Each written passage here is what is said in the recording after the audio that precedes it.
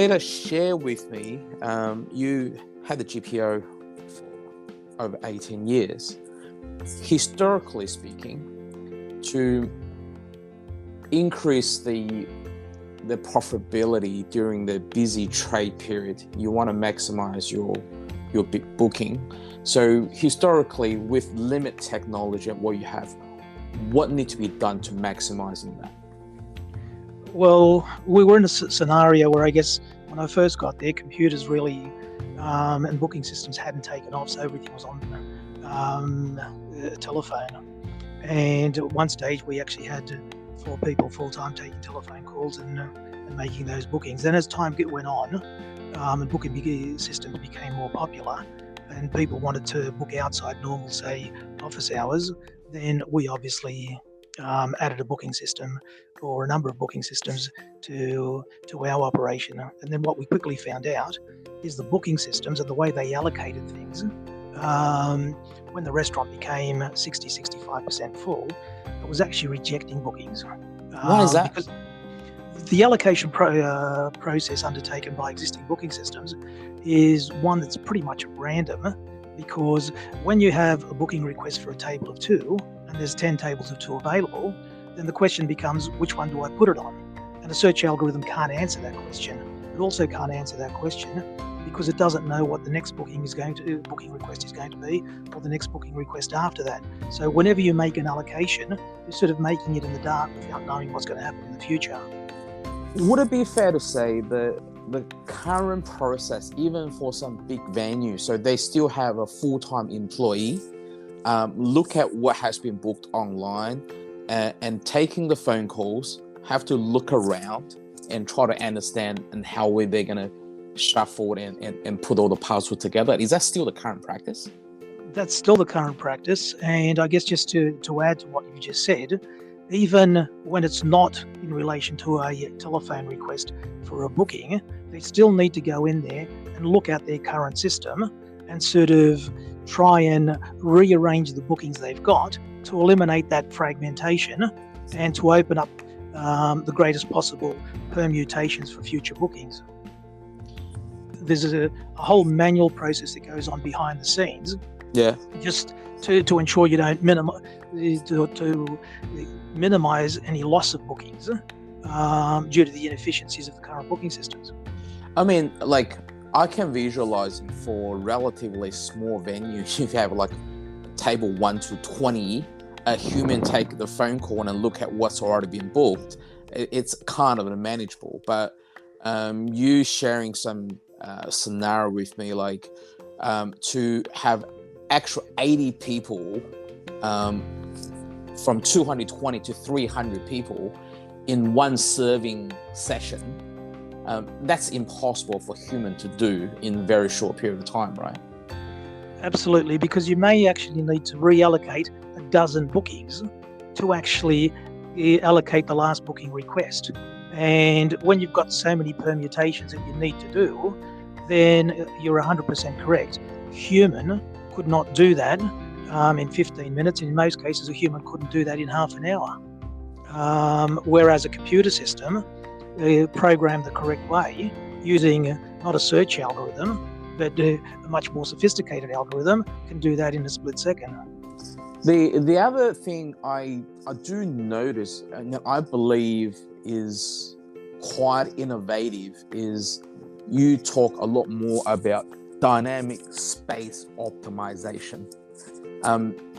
Historically, even like now, the current practice is when you try to seat people, you work on based on how many tables available, whether there's 50 tables available, how many seats available.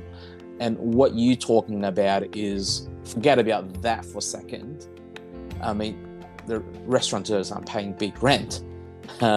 So how much space you have available for this current service.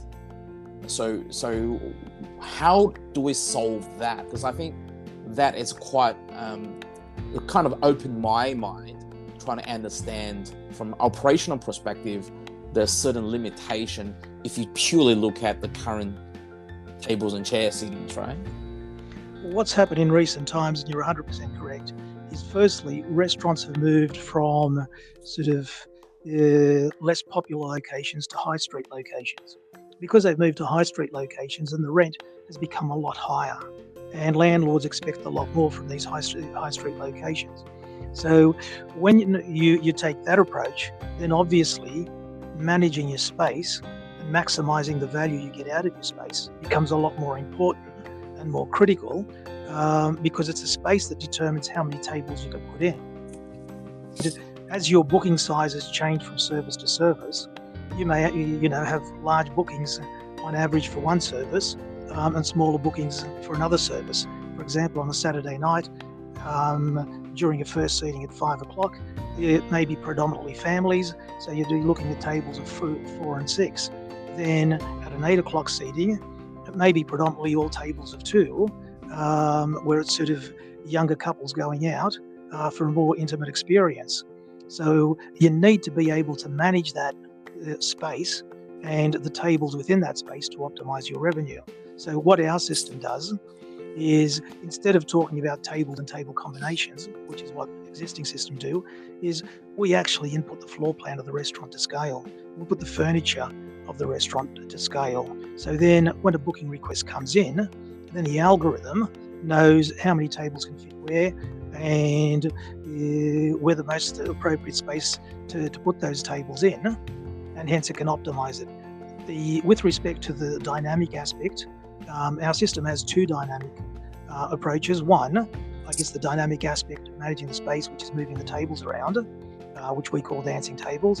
And then the second dynamic aspect is, what we do is we actually unseat all previous bookings, add it together with the last received booking, so then we can dynamically reallocate to ensure that we don't have any of this unallocated table fragmentation, and everything is allocated properly. So this is what you're talking about. When the restaurant managers, 1 hour arriving 1 hour before the peak operational time, you can look at on the screen to look at, okay, for tonight, what my seating is going to be based on the system already generated in the optimized way. Is that? That's correct. The other existing booking systems have, a fixed floor plan. Tables don't move. Well, in our case, we not only move them to make the allocation change, we also go through a process where we convert those allocations into a dynamic floor plan that the restaurant staff can actually see where they come in. So then they know where to place the tables. We highlight which are additional tables, we highlight which tables have been removed, so it makes it easier for them to identify and relay the tables within the restaurant for that service. To achieve the maximum capacity as possible, is that still a combination of the tech and human, or the tech can do most because predominantly now everyone book online? You're right. With the restaurants within our network, what we find, 95% of bookings do come online. What we also find, the few that don't are generally related to the restaurant, whether they're relatives of the restaurant or other people associated with the restaurant. So if you actually take those people away, what we found is 100% of bookings actually come online in real time, and they need to be addressed online and in real time as they come in. You mentioned to me before because the COVID effect, a lot of the long-term good experience staff kind of lost or moved from job to job. I mean, I imagine I have a 10 years experience manager in the same venue, and this person have that many years experience. I trust this person can manage quite well because he had enough reps and experience, knowing the size of a table, the peak hours, he can adjust manually. But that's like lots of manual work, right? But suddenly, if this person's gone, somebody like the pool restaurant owners have to start from scratch. And I find this may be the solution to fill that gap. Yep, we can certainly fill that gap. And you're 100% right, because unfortunately hospitality has lost a lot of experienced people. But you still have the same problem, even if you have an experienced person and he goes on annual leave, it's on holidays, it's his day off, well then who knows what to do? Who knows who is a VIP or where their favourite table is on which table they need to allocate them to? The system will do that for them. So the system sort of fills in that gap, not only for when an experienced person's on holidays, but also for when you're going through a transition period between an experienced person and an inexperienced person. So can this also be a tool to assist human to maximize the capacity, or this is just purely rely on the online booking, but open the gate wider so you can get more booking online, and the system will work out the maximized capacity? Well, what we do is, as part of setting up the floor plan, which is obviously to the restaurant in question, we don't apply our own booking rules or our approach to how we think the restaurant should be run. There's a process where we interview the restaurant manager or the supervisor or whoever does the normal allocation process. And then what we do is we program in that expertise and that service style and those service standards into the system. So then the system behaves as if it was a person doing it. So it's there to help the restaurant staff manual mundane activities they do and give them more time with the customer, as trying to replace the restaurant employee or do things differently to what they would normally do or what the owner of the restaurant would do. So by saying this, the restaurant manager will ideally have a perfect or the most optimized settings before the trade, then system will refresh before the next big trading session. Would that be fair to say? Look, the system doesn't care about the starting point because the system can rearrange a starting point. So we don't need sort of a best guess as to what may happen for the evening. I guess all I'm saying is if a restaurant has certain rules that, they feel part of the restaurant first, or, they like to put people up against the window first, so the first people who book have a window view or some other process.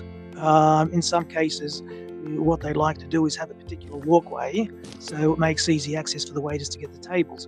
But then they turn around and say, but if it's a large group, we don't mind if the walkway's blocked because no one's going around to service other customers behind that big group.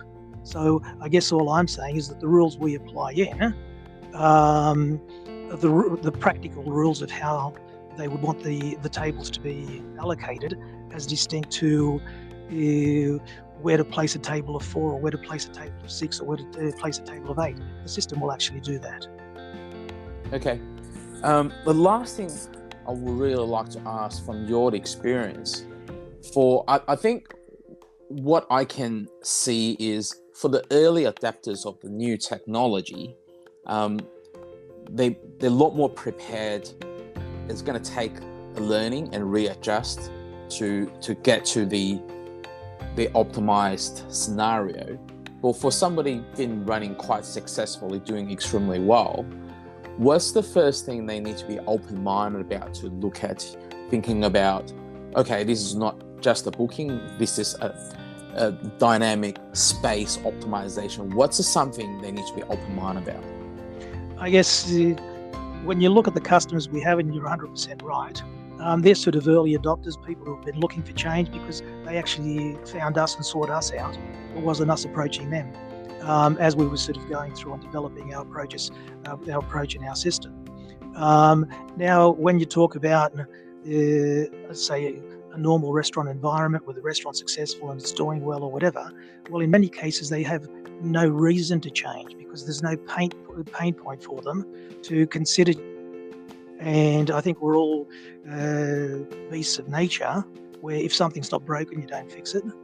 Where if there's no need to explore something new, you don't do it. You need that pain point. Now, I guess with a lot of restaurants, they're sort of finding that pain point because most restaurants have shortages of staff.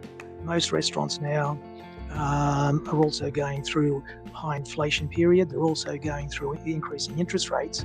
So therefore their margins are squeezing, and it's not really the business as normal as one would imagine. So unfortunately, I think many restaurants are now going through pain points, which is sort of forcing them to reconsider maybe what their current practices are, and if there's better ways of doing things.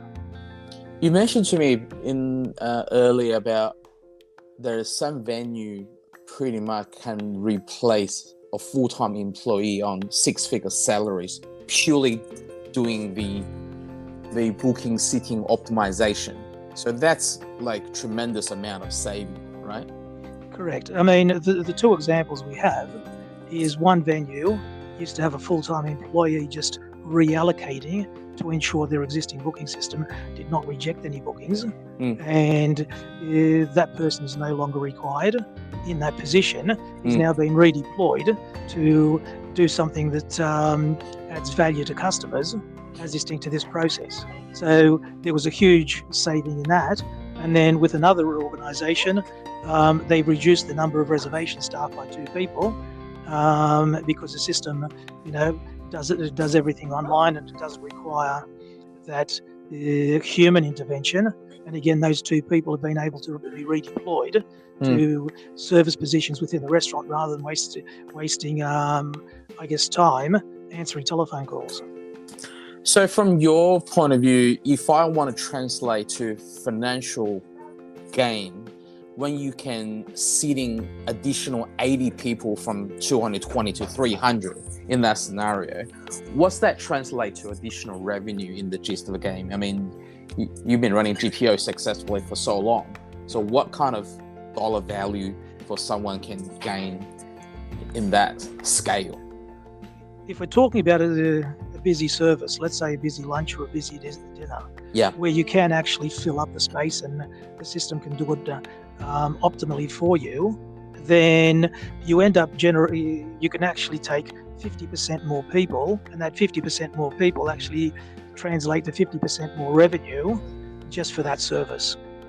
That's pretty crazy. So we're talking about 50% revenue increase.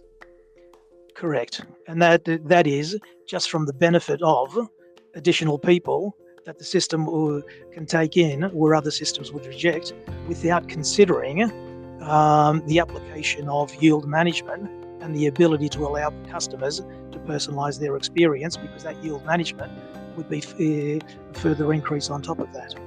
Thank you so much for that. We probably need to talk about yield management on a separate episode, but thank you so much for your time, man. I appreciate it. Thank you, Owen. Appreciate your time.